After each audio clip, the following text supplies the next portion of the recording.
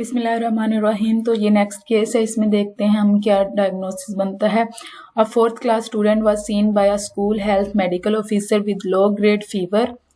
तो इसमें हमारे पास क्या है, क्लू हमारे पास ये है कि लो ग्रेड फीवर है, उसके पास लो ग्रेड फीवर है और मैकुलोपैपुलर रैश है जो कि बिहाइंड द ईयर स्टार्ट हुआ है और उसके बाद फेस पे जल्दी से चला गया है। तो इसकी डायग्नोसिस है हमारे पास ये है, मैं आपको बता रही हूँ कि इसकी डायग्नोसिस है हमारे पास मीजल्स। और नेक्स्ट क्वेश्चन जो है इसका वो है measures you will recommend for his classmates and child himself. तो हम देख लेते हैं कि क्या क्या मेजर्स हैं और कैसे ये पूरा इसका सिनेरियो बनता है और कैसे इसको एक्सप्लेन किया गया है मीजल्स को। मीजल्स की डेफिनेशन देख लें, वही चीजें हैं। Acute highly infectious disease of childhood cause by specific virus का नेम लिख दिया है, group of paramyxovirus, specific virus of group paramyxovirus, और उसके बाद लिख दिया गया करेक्टराइज बाय फीवर। इसमें जो है चिकन पॉक्स के अलावा इसमें कौन से सिम्टम्स हैं जिससे हम डिफ्रेंशिएट कर सकते हैं चिकन पॉक्स और मीजल्स को, वो है catarrhal symptoms of upper respiratory tract में, मतलब इसमें कोराइजा और कफ होगी, कफ लाइक और डिस्चार्ज आपके नोज से, और कफ होगी आपको, स्नीजिंग लैक्रिमेशन वगैरह ये वाली चीजें होंगी जो कि इसको डिफ्रेंशिएट करती हैं फ्रॉम द चिकन पॉक्स, क्योंकि उसमें अपर रेस्पिरेटरी ट्रैक के सिम्टम जो है ना वो नहीं होते। तो क्लिनिकल फीचर और साइन एंड सिम्टम देख लेते हैं। उसमें 2 स्टेजेस थी चिकन पॉक्स में, इसमें 3 स्टेजेस है। इसमें एक पोस्ट मीजल स्टेज है वो ऐड हुई है, बाकी सेम ही है। इसमें पहली स्टेज का नाम है प्रोड्रोमल स्टेज और इसको प्री एरप्टिव स्टेज भी कहते हैं, और दूसरी है एरप्टिव, और तीसरी जो है वो पोस्ट मीजल स्टेज है। तो प्रोड्रोमल स्टेज में हम देखते हैं क्या क्या साइंस होते हैं। उसमें फीवर होता है, coryza with sneezing, cough, lacrimation, nasal discharge and photophobia. जितने भी एलर्जिक सिम्टम्स है ना, मतलब अगर सपोज बंदे को एलर्जी हो जाए, जो वाले सिम्टम्स आते हैं कफ, लैक्रिमेशन, नेजल डिस्चार्ज वगैरह, फोटोफोबिया, वो वाली इसकी प्रोड्रोमल स्टेज में आ जाते हैं। उसके बाद जो एक पैथोगनोमिक साइन है जिससे हमें पता लग जाता है, कंफर्म हो जाता है कि ये हमारा मीजल्स का केस है, वो कॉप्लिक्स स्पॉट्स है। ये आपसे जरूर पूछा जाता है वाइवा में भी और ओस्पी वगैरह में भी आपके सामने ये पिक्चर रख सकते हैं हम। कॉप्लिक स्पॉट्स जो होते हैं ना, ये साल्ट क्रिस्टल होते हैं, जैसे जैसे छोटे से नमक के दाने होते हैं वैसे होते हैं। और मिकोजा में ना लोअर जो हमारा जॉ है ना, उसके जो opposite to the first and second lower molars, उधर अगर हम माउथ ओपन करवा के देखेंगे बच्चे का, तो उधर हमें छोटे छोटे white salt crystal like droplets नजर आएंगे। ये है कॉप्लिक स्पॉट्स इन्हें कहते हैं, और ये पैथोगनोमिक साइन है इनका। दूसरी स्टेज जो है वो एरप्टिव स्टेज है। एरप्टिव स्टेज में हम देख लेते हैं कि मैकुलोपैपुलर रैश, वो जो क्वेश्चन में दिया गया है वो सेकंड स्टेज का इसके साइंस है। Maculopapular rash begins behind the ears and spread rapidly over the face in a few hours।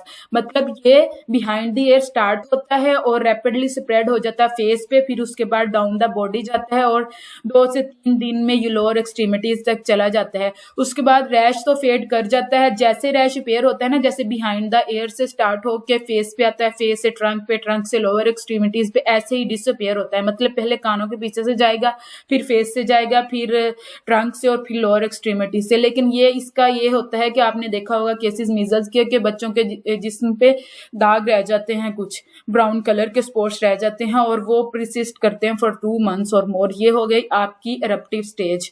एरप्टिव stage में आपने डिफ्रेंशिएट कर लेना है इसको चिकन पॉक्स से। चिकन पॉक्स में आपने देखा था कि उसके जो होता है ना, ट्रंक से शुरू हुए हैं, फिर फेस पे गए हैं और फिर उसके मतलब बाकी एक्सट्रीमिटीज पे गए हैं। इस पे जो है बिहाइंड द ईयर स्टार्ट हुए हैं, फिर फेस पे गए हैं, फिर ट्रंक पे गए हैं। तो ये आपने एक डिफरेंस है, ये नोट कर लेना है। उसके बाद पोस्ट मीजल स्टेज है हमारे पास। इसमें क्या होता है कि उन्होंने ये एक एडिशनल स्टेज है जो कि चिकन पॉक्स में नहीं होती। इसमें क्या होता है कि बच्चे का हमें लगता है कि वेट लॉस हो गया है और उसको वीक रहता है, वीक मतलब, और उसको ससेप्टिबल भी हो जाता है फॉर अदर डिजीजेज और अदर इन्फेक्शन हो जाते हैं।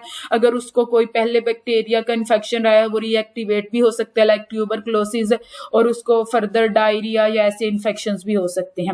उसके बाद हम देख लेते हैं एपिडेमियोलॉजिकल डिटर्मिनेंट्स। इसमें हमने वही देखना है एजेंट फैक्टर, होस्ट फैक्टर और एनवायरमेंटल फैक्टर। एजेंट फैक्टर्स में आपको पता है कि आरएनए वायरस है, पैरामेक्सो वायरस है।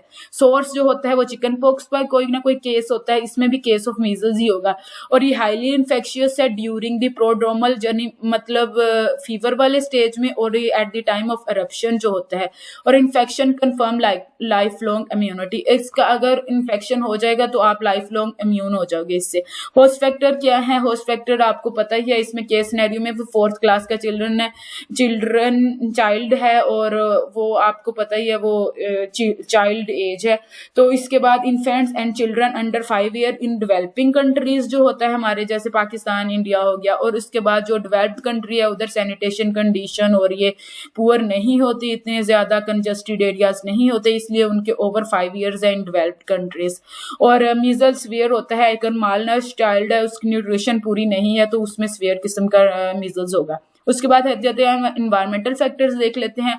ये भी सीजनल ट्रेंड है लाइक चिकन पॉक्स, लेकिन इसमें हर सीजन में हो सकता है लेकिन ड्राई और विंटर सीजन में मोर होता है। उसका ट्रांसमिशन जो है सेम एज चिकन पॉक्स है, वो बाय ड्रॉपलेट इन्फेक्शन है, droplet nuclear from person to person spread करता है और इसका इंक्यूबेशन पीरियड है 10 to 14 डेज। अब कंट्रोल ये है वो है जो सेकंड क्वेश्चन है आपका, चिकन पॉक्स में भी ऐसे ही था, इसमें भी ऐसे ही है, ये मोस्ट इंपॉर्टेंट पार्ट होता है हमारी कम्युनिटी मेडिसिन के क्वेश्चंस का। सबसे पहले हमने नोटिफिकेशन सारी तकरीबन जो इन्फेक्शियस डिजीज है ना अपने जहन में रख लेने हैं, ये वाले पॉइंट्स, अगर कोई भी आ गई तो आपने इनमें से लिख देनी है कि ये ऐसे करते हैं, इनके जो एक दूसरे से मतलब टच से फैल सकती है ना, लाइक चिकन पॉक्स, मीजल्स वगैरह, इनके नोटिफिकेशन करना है पहले हायर अथॉरिटीज को, हेल्थ अथॉरिटीज को। उसके बाद कर देनी isolation for 7 days after the appearance of rash, isolation of child, और from 14 days from school and contacts, मतलब उसको 14 days स्कूल नहीं जाने देना। उसके बाद जो है disinfection of article sold by nasal and throat decide, ये तो एक जर्नल सा है, ये सब में लिखना है। उसके बाद thorough cleaning and fumigation of room को क्लीन करना है, जिसमें उसको आइसोलेट वगैरह किया गया या जो भी है, या जिधर वो स्कूल में था अगर उसको वहां हो गया है तो उसको रूम को क्लीन करेंगे। क्वारंटाइन में मतलब जो इसके कॉन्टैक्ट्स है उनको क्वारंटाइन करने का कोई फायदा नहीं है, quarantine is of no value. Immunization of contact with 2 days of exposure, immunization हम कर देंगे कॉन्टैक्ट की विद 2 days जिनको हमें लगता है कि इनको इसके एक्सपोजर में आ गया, उनको 2 days में कर देंगे। लेकिन अगर उनमें वैक्सीन कॉन्ट्राइंडिकेटेड है, लाइक वो इम्यूनो कॉम्प्रोमाइज्ड है, उनको कोई और इल डिजीजेज हैं या सीवियर है, तो हम उनमें ना इम्यूनोग्लोबिन दे देते हैं। इम्यूनोग्लोबिन जो है वो शुड बी गिवन, जो कि पैसिव इम्यूनाइजेशन के एक फॉर्म है, वो with 3 to 4 days of exposure दे देते हैं। Investigation of the contact under 3 years of age, ये एक पार्ट है इसका कंट्रोल का। Investigation of source of infection, हमने पता लगाना है कि ये किधर से स्प्रेड हो रहा है। और आगे नेक्स्ट है prevention of measles. Prevention of measles में मोनोवैलेंट वैक्सीन या दे देते हैं या कंबाइंड दे देते हैं। मोनोवैलेंट वैक्सीन की डोज जो है वो 7.5 ml है, सबकुटेनियस है, same as that of chicken pox. At the left deltoid है और 9th month में एट 9 month देते हैं। मतलब ये हमारे जो ईपीआई स्केड्यूल है उसकी शेड्यूल डोज है और ये प्रोवाइड लाइफ लॉन्ग इम्यूनिटी करते हैं। इसके अलावा हमारी जो ईपीआई स्केड्यूल में है जो वो कंबाइंड फॉर्म में है, जो कि ये है in the form of MMR measle mum rubella, MMRV measle mumps rubella varicella और MR measles and the rubella. तो ये हो गया है आपका मीजल्स का केस। इसमें एक चीज, 2 चीजें और हैं, वो ये कि अगर आपको लग रहा है ना, वैसे 9 month पे करते हैं, लेकिन आपको अगर लग रहा है कि कोई एरिया है जहां एपिडेमिक है मीजल्स का, तो हम इसको 6 months पे भी कर सकते हैं। लेकिन जिनको 6 months पे दे देते हैं उनको फिर जब वो 9 month तक दोबारा पहुंचते हैं तो उनको 2nd डोज देनी पड़ती है। तो ये वाली चीज आपने याद रख लेनी है कि वाइवा में पूछ सकते हैं।